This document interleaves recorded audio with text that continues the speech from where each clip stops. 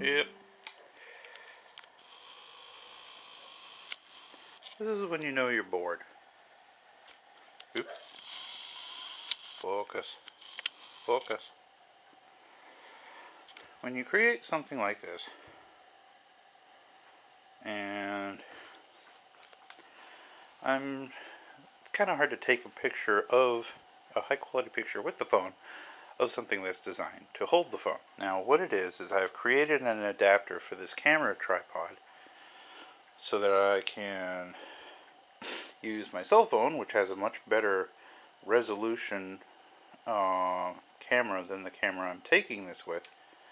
But simple device made mostly out of 3/4 inch birch ply, and I used a screw with a large washer and a thumb screw so that I can have a clamp so that no matter how much I shake the tripod, I'm not going to dump my phone onto the floor. But taking the phone out of it is as simple as undoing the thumb screw, lifting that, and voila, you have your cell phone. So, anyways,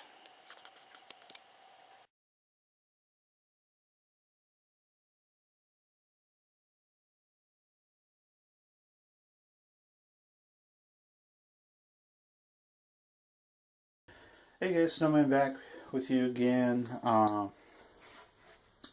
Decided to take up a minor, well, not minor, it's a major challenge for me. Attempting my first Intarsia piece.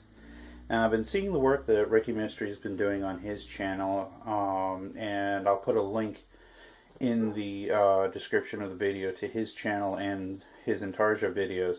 So, I'm used to cutting an image out of a solid piece of wood and throwing away the pieces I cut out. Now, with Intarsia, from what I've been able to gather, now I'm brand new at this, so if my description is wrong, I apologize ahead of time. You cut all these separate little pieces out, sand them, form them so that it looks like a 3D image of the picture you're trying to make, and then you put them back in the piece of wood that you cut them out of, I think. I don't know, that's what I'm going to try anyways. I'm going to drill a starter hole somewhere inconspicuous so that this piece of wood stays as a solid frame after I'm done shaping all the pieces that I cut out. Now the cuts themselves on this one at least are fairly simple, so there's not a lot of detail work. And I'm going to try, since this is fairly thick 3/4 inch pine, it'll give me a chance to sand some of the pieces and screw up a little bit because I have a little extra meat to deal with.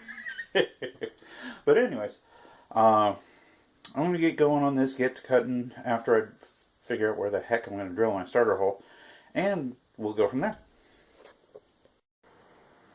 Well guys, looks like the blade I'm going to be using is my last 3R. I forgot to go over to Woodcraft and pick up some more blades, so I gotta deal with that. I mean, I do have number 5 blades that'll cut this wood really well, but the blade is thicker this way dimensionally than I'd like, so it's going to leave a lot of play between the pieces. I have that problem when I'm cutting out puzzles, especially from a soft wood like this. If I use a really big blade, then the puzzle's very sloppy and doesn't fit together very well, so I try to go with the thinnest blade possible that will still cut the thickness of the wood that I'm using. So, alright, so nothing but to get to getting. Let's see, is the camera even pointed where I want it to be? Yeah, close enough. Oh, you guys know by now I'm not a professional cameraman, so anyway. Alrighty, now this is pine. It is soft, but it is also 3/4 of an inch thick, so I can't quite ramp up the blade speed like I did with the I love you sign. But I can still put it at like a healthy 5 or so I don't burn the wood, but I still make some good progress. I'm going to just basically cut the whole outline out first, and then from there I'll start cutting out the individual pieces so I don't hack into the piece that I'm trying to keep solid.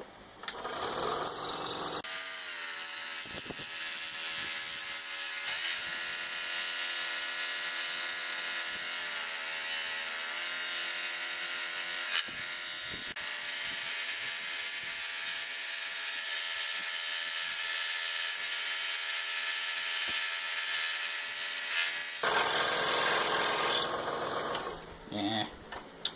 The only problem when you're cutting with a blade a little too thin for the stock you're cutting through is, like me, you tend to get impatient and push on the wood a little too hard.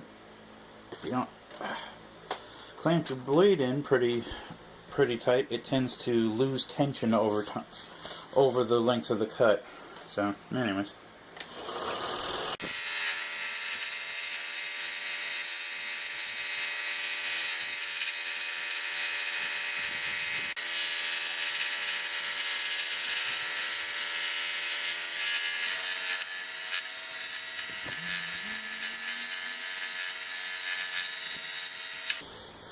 Right then. Okay, so we have, if I can lift the arm out of the way, and lift the piece up. Oh, come on now. Okay, so this thing's going to argue with me. It's my first Intarsia. I'm not really surprised. Aha! We have a hummingbird, and we have a frame for it. So, put the frame aside, and I'm going to get to getting on cutting all these little pieces apart, and be back with you in just a second. Okay, so got the bird cut out. Now it's time to cut it up into little chunks and start sanding the crap out of it. So.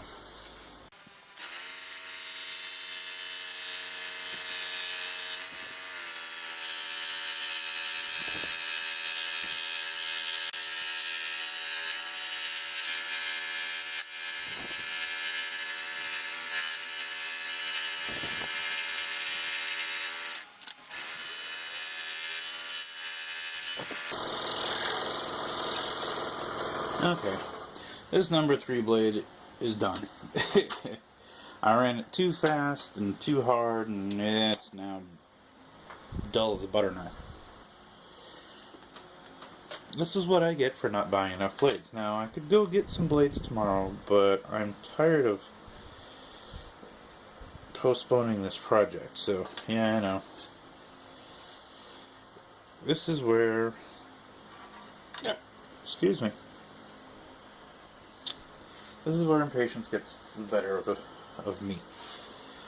So, let's see.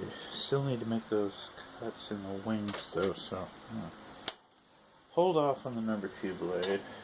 Grab up a number 5 because I want these lines in the wing feathers to be prominent. So now the number 5 I'm using is also a double skip blade, so it's very aggressive and clears wood really quickly. Now this actually is a reverse cut blade, so you know what, instead of screwing around with the little number 2, I think I'm just going to stick with this and deal with it, because that way I have a chance of actually getting this project done sometime this week.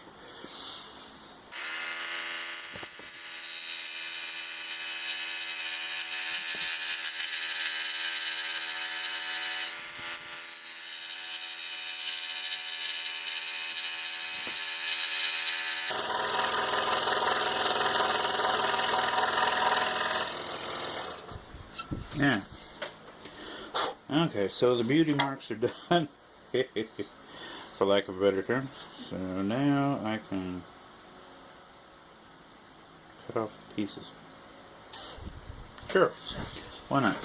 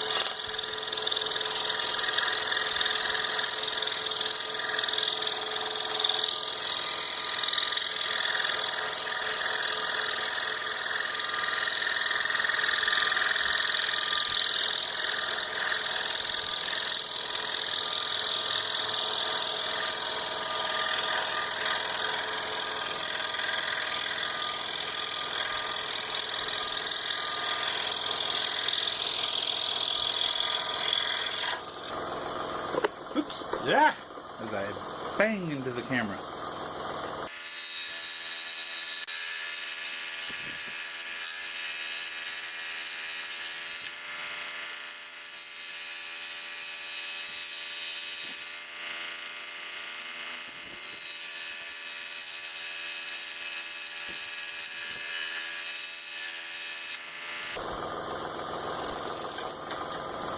Okay, that was a dumb idea. That's what sanding is for, idiot.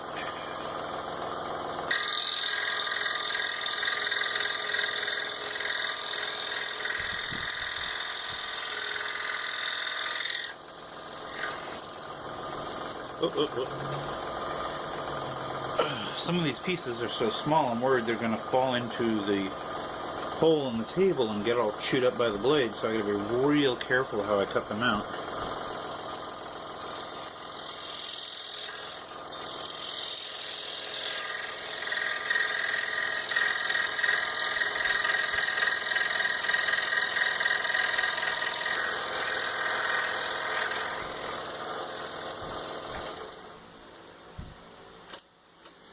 Like this little sucker. That's just one of the claws of the, or one of the toes of the hummingbird.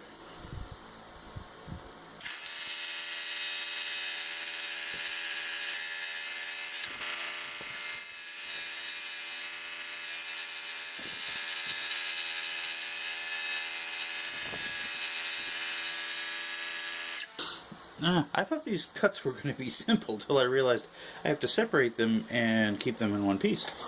Boy.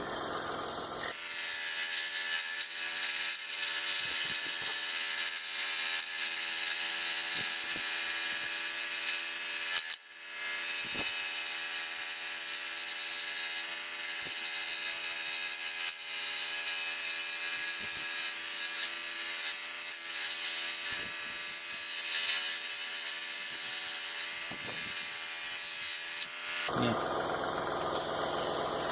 Hey, gosh, some of these pieces are downright tiny. Hey, now, what I did is, as I bashed the camera around again, is I held on to the, the light's being a problem again. I held on to the original pattern, so I could basically use it as a cheat to get all these pieces back in the right spot before I start forming them. So, yeah.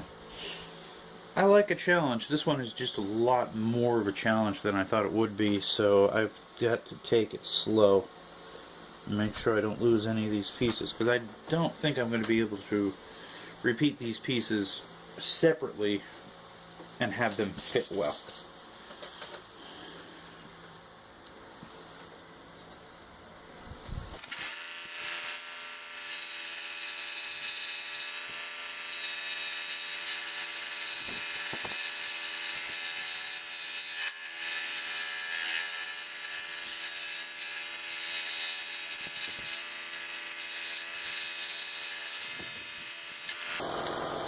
Ah, I took the top of his head off.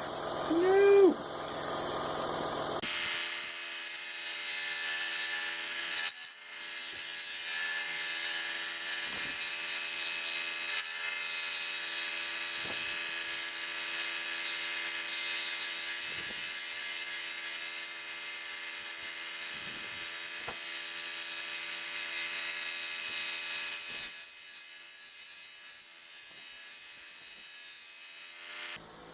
Okay. That's where we stop everything, pull out the blade, make sure the eye comes out in one piece. Shave off the cut line so I have to do it later.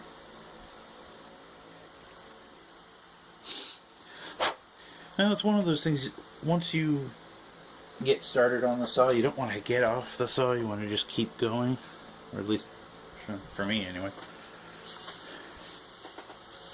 Alright, well I'm going to finish cutting this guy out because the rest of these cuts are fairly straightforward and not all that weird on the compound angles or anything like that. So, hey, I'll get this all cut out, and I'll show you the cut pieces, and then I'll probably make a second video for the forming, because this video is getting rather long.